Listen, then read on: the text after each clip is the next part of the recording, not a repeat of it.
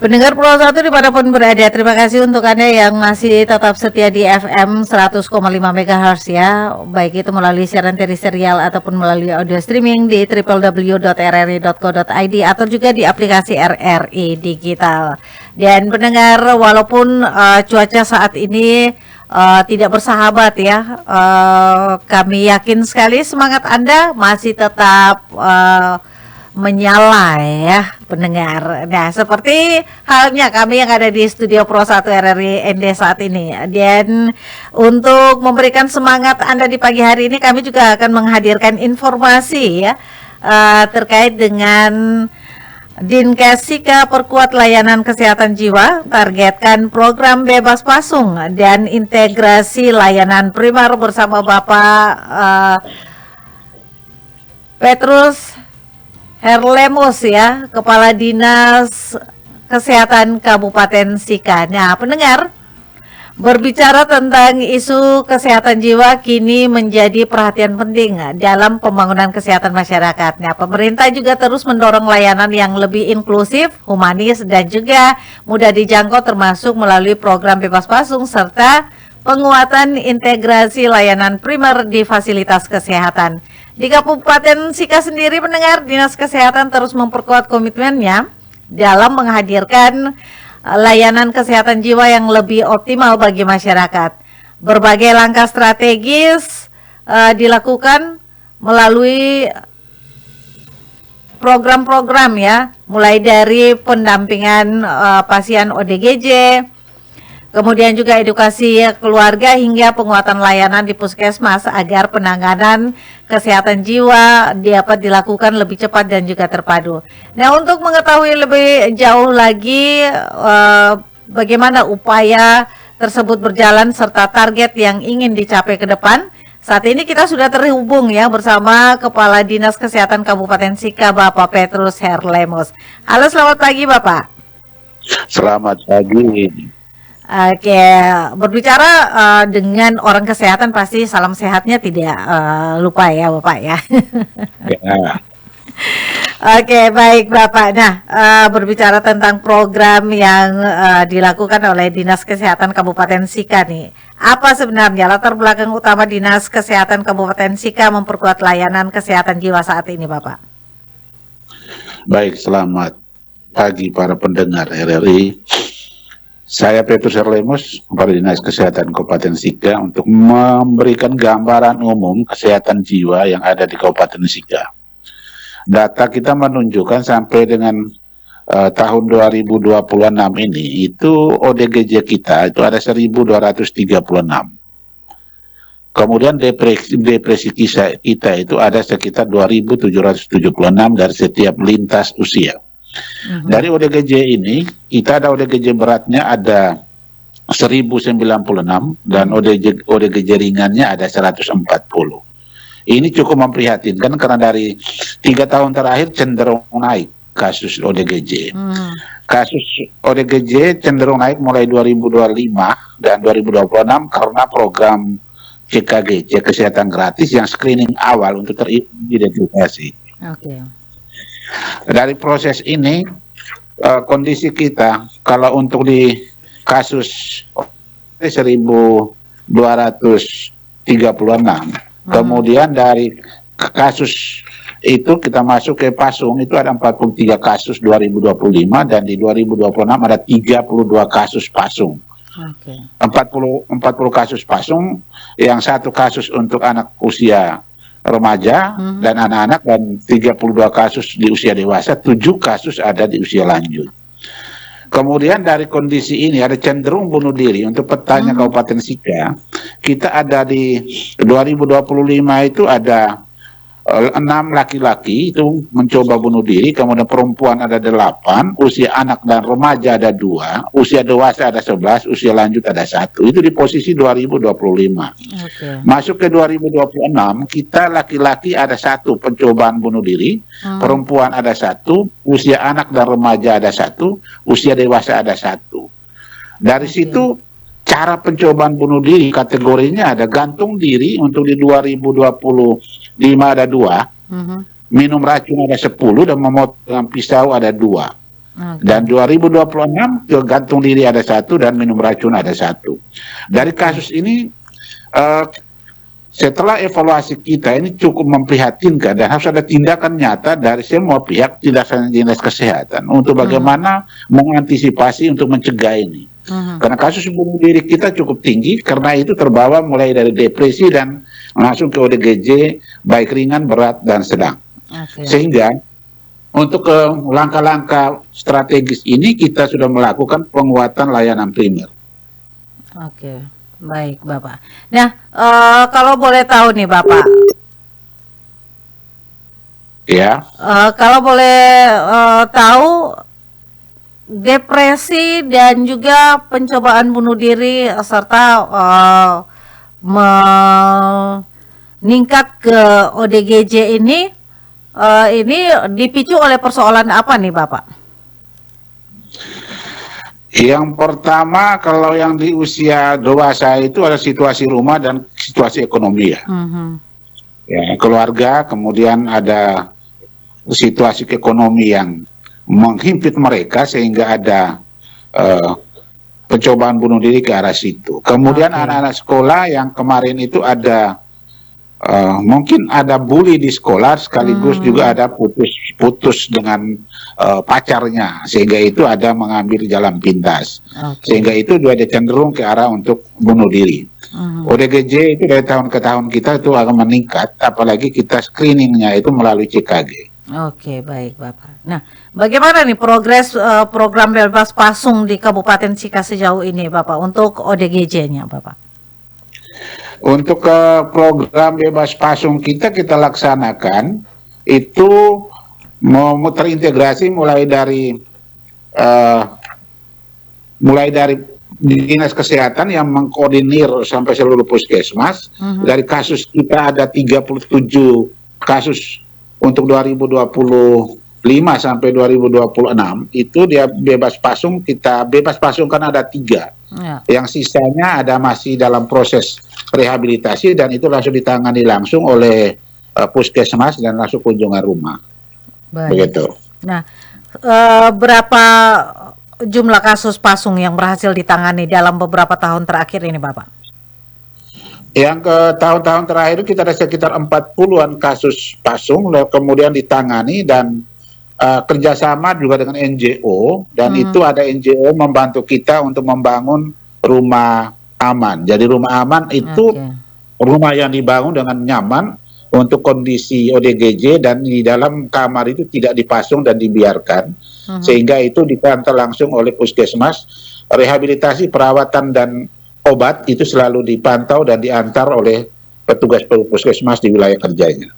Oke, baik Bapak. Nah, faktor apa nih yang paling sering menyebabkan keluarga melakukan pemasungan terhadap ODGJ nih Bapak? Faktornya adalah yang pasien dimaksud sangat reaktif dan tidak bekerja sama dengan petugas kesehatan maupun keluarga.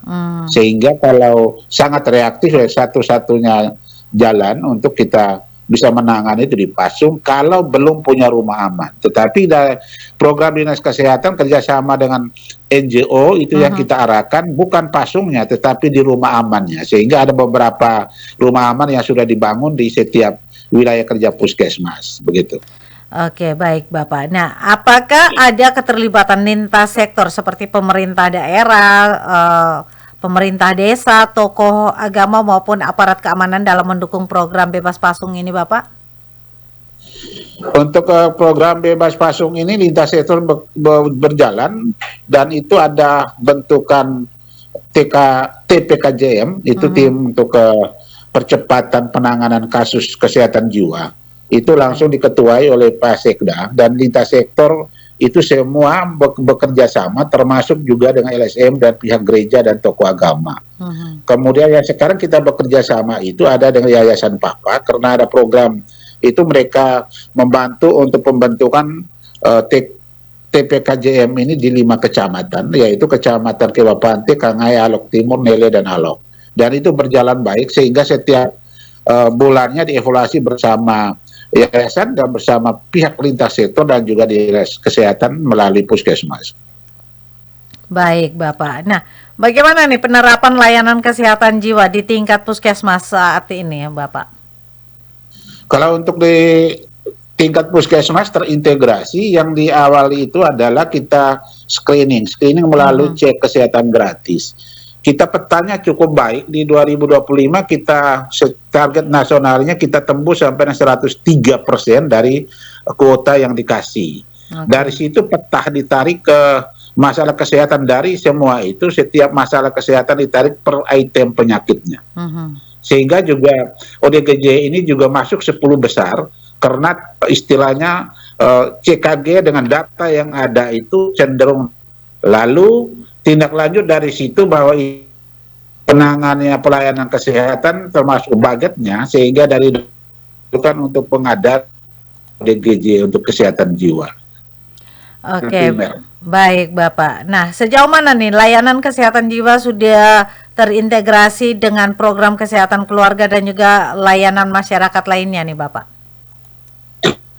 Untuk kesehatan di sini sampai di Posyandu ada layanan primer, Mhm. ILP, integrasi layanan primer. Dari data itu akan oleh puskesmas, lalu secara generalnya kesehatan, nanti dinas kesehatan yang menarik data per item kasus kesehatan, baik Oke. itu jiwa maupun kesehatan lainnya. Dari situ kita follow up untuk bagaimana budget dan program-program prioritas yang kita luncurkan. Sehingga ada 8 strategis ini adalah dari data yang disampaikan dan CKG di tahun 2025 masuk ke tahun 2026. Dan Mhm. itu CKG saya perintahkan untuk progresnya per hari harus dilaporkan, karena dari situlah kita tahu peta kesehatan di setiap wilayah kerja, desa, dan akan melalui puskesmas. Baik Bapak. Nah, bagaimana dukungan anggaran daerah sendiri terhadap program kesehatan jiwa ini Bapak?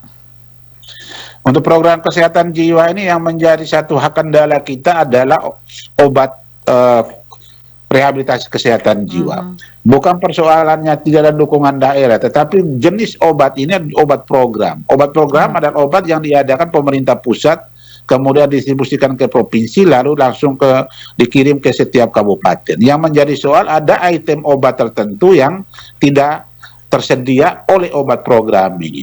Kita 2-3 tahun terakhir itu menganggarkan anggaran untuk pengadaan obat kesehatan jiwa. Tetapi yang menjadi persoalan adalah di pasaran tidak terproduksi melalui pembelanja bebas, dan semuanya harus Oke. belanja melalui obat program, dan itu adalah kewenangan pusat dan provinsi. Baik Bapak. Nah, bagaimana kolaborasi antara Dinas Kesehatan dan juga BPJS Kesehatan nih dalam menjamin layanan kesehatan jiwa bagi masyarakat nih, Bapak? Koordinasi kita tetap jalan, sehingga ada item-item dan syarat-syarat saklek oleh BPJS kita diskusikan, dan minggu kemarin pun kami undang BPJS untuk diskusikan salah satu masalah ODGJ, dan masukan-masukan sangat berarti dari BPJS, dan semua syarat-syaratnya kami lengkapi. Lalu kami berkoordinasi dengan setiap institusi, salah satu adalah dari lembaga atau badan usaha koperasi kredit. Mhm. Dan koperasi kredit kita minta kalau anggota keluarganya yang ODGJ, mohon dibantu untuk diuruskan identitas. Sehingga ada beberapa koperasi yang bergerak untuk melindungi anggota keluarga. Dari anggota koperasi itu mereka bantu untuk uruskan KTP, lalu sampai KTP itu ada, maka dengan adanya KTP maka proses hak-hak dari warga negara itu bisa berjalan dengan baik. Baik Bapak. Target apa nih yang ingin dicapai Dinas Kesehatan Kabupaten Sika melalui program bebas pasung dan juga integrasi layanan primer di tahun ini Bapak? Yang saat ini karena ODGJ juga datanya menunjukkan peningkatan yang signifikan, kemudian kasus bunuh diri juga meningkat. Yang terakhir ini ada 2 orang, yang satu juga terlibat di dalam bunuh diri, ada nakes. Dan nakes, salah satu nakes ini ada penyintas ODGJ. Sehingga yang saya instruksikan untuk bulan Mei ini semua untuk nakes, baik dari Dinas Kesehatan sampai dengan puskesmas, pustu, sampai dengan posyandu untuk melakukan CKG, sehingga kita tahu petanya bahwa saya itu kecenderung depresi cenderung ODGJ itu berapa orang, sehingga kita akan melakukan rehabilitasi dengan psikiater dan dokter-dokter ahli kita yang ada di Rumah Sakit TCILS. Kemudian untuk program bebas pasung itu adalah komitmen kami, mudah-mudahan bebas pasung ini bisa berjalan sampai dengan 2027 itu bisa semua bebas pasung. Lalu rehabilitasi kita ke arah cenderung rehabilitasi untuk perbaikan. Sehingga bicara rehabilitasi itu adalah lintas sektor. Kalau rehabilitasinya bagi kami adalah orang kesehatan sampai dengan mengobati untuk kembali sehat, maka selanjutnya adalah dinas terkait itu termasuk juga dinas sosial, kemudian tenaga kerja dan juga koperasi dan UMKM untuk bagaimana mengalokasikan anggaran untuk pemberdayaan penyintas, mantan penyintas ODGJ. Ada kesibukan pemberdayaan karena ada kekosongan kalau tidak ada kesibukan maka mereka akan kembali lagi menjadi depresi dan ODGJ. Sehingga program ini tidak hanya diandalkan untuk dinas kesehatan, tapi setelah rehabilitasi dinyatakan sembuh, maka dinas lain untuk menyambut ini sehingga kegiatan dan pemberdayaan mereka tetap jalan. Baik. Dan itu sedang dikomunikasikan. Baik, Bapak. Nah, ini yang terakhir nih, apa pesan dan juga harapan Bapak sebagai Kepala Dinas Kesehatan kepada masyarakat nih terkait pentingnya kepedulian terhadap kesehatan jiwa, Bapak? Ya, untuk pentingnya kesehatan jiwa ini beberapa hal yang harus saya sampaikan. Yang pertama adalah stigma. Penyakit kesehatan jiwa ini bisa disembuhkan. Yang pertama adalah situasi rumah. Jangan menjustis bahwa ini penyakit keswa ini tidak bisa disembuhkan dan juga ada hal-hal mistik. Itu tidak. Sehingga di bidang kesehatan jiwa itu bisa disembuhkan. Dari kesembuhan ini, proses percepatan penyembuhan ini tergantung dari keluarga dan situasi masyarakat. Sehingga stigma itu harus dihilangkan. Kemudian yang berikut untuk program bebasung, bahwa semua hak pasien harus dipenuhi. Sehingga kita tahap demi tahap itu kita coba untuk melakukan ini sehingga suatu saat jika kami yakin bahwa 2-3 tahun ke depan semuanya bebas pasung. Pesan saya dan untuk semua masyarakat dimanapun berada. Yang pertama orang tua untuk bisa mendampingi anak-anak masuk usia remaja. Dan ini sangat rentan. Dan data menunjukkan di Sika ke arah situ. Ada anak SMA yang bunuh diri, setelah SMA bunuh diri, kemudian ada yang lulusan universitas bunuh diri karena ini soal perlakuan dari keluarga dan juga kita tidak memperhatikan perkembangan anak. Kemudian kita berharap untuk setiap lingkungan dan semua lintas sektor mari kita bekerja sama. Mereka juga punya hak yang sama untuk hidup sehat sehingga kita coba membantu bagaimana untuk di rehabilitasi ini soal rehabilitasi sosial dan juga setiap lingkungan keluarga. Sangka itu salam sehat bahwa kami komitmen bahwa Sika 2-3 tahun ke depan bebas pasung dan kami akan coba menekan kasus depresi dan juga kasus bunuh diri dan juga ODGJ berat. Kami juga sudah punya rumah sakit terujukan TCILS, ada satu bangsal tertentu untuk rehabilitasi. Kami sedang juga siapkan rumah sakit swasta Santa Elizabeth Lela untuk market spesialistik rehabilitasi kesehatan jiwa dan sedang kami diskusikan dengan pihak BPJS dan juga Kementerian Kesehatan. Terima kasih. Baik Bapak, terima kasih Bapak untuk waktunya pagi hari ini. Mudah-mudahan saja apa yang menjadi harapan dari pemerintah Kabupaten Sika, khususnya ya Dinas Kesehatan Kabupaten Sika ini bisa terlaksana dan juga lancar ya, dan juga program yang dicanangkan bebas pasung ini juga bisa menghilangkan kebiasaan pasung ya kepada pasien penderita ODGJ. Saya Joanna dan juga rekan Mbak Isareng mengucapkan terima kasih untuk kebersamaannya. Selamat pagi, salam sehat dan sukses selalu. Terima kasih, Tuhan berkat. Pendengar Pro 1 dimanapun berada, demikian telah kami hadirkan ya perbincangan kami bersama Kepala Dinas Kesehatan Kabupaten Ende, Bapak Petrus Herlemus ya, terkait dengan Dinas Kesehatan Sika perkuat layanan kesehatan jiwa, targetkan program bebas pasung dan juga integrasi layanan primer.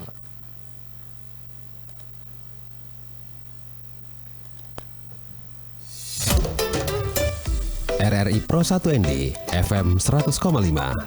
Line telepon 0821 4451 1957. Ikuti media sosial kami, Facebook dan Instagram @RRI Pro 1 ND.